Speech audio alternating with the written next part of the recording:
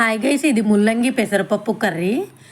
దీనికి పెసరపప్పు తీసుకుని వాష్ చేసి కొద్దిగా వాటర్ ఎక్కువే వేసి ఇలా ఉడకబెట్టుకోవాలి.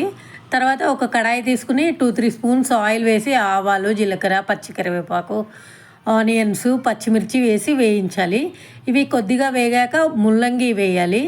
ఈ ముల్లంగి ఆనియన్స్ అంతా కలిసే వరకు కలిపి తర్వాత పసుపు, సాల్ట్, కొద్దిగా వాటర్ వేసి మూత పెట్టి ఉడకనివ్వాలి. ఒక 5 మినిట్స్ గ్యాప్ ఇస్తే ఈ పెసరపప్పు ఉడికిపోయి ఉంటుంది. ఈ పెసరపప్పులో ఉండే ఎక్స్ట్రా వాటర్ అంతా వంచేసేయాలి. ఈ వాటర్తో మనం రసం చేసుకోవచ్చు.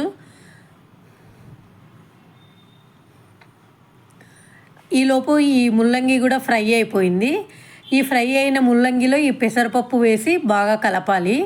ఇది రైస్, రోటీ, చపాతీలోకి బాగా టేస్టీగా ఉండే కర్రీ. సబ్స్క్రైబ్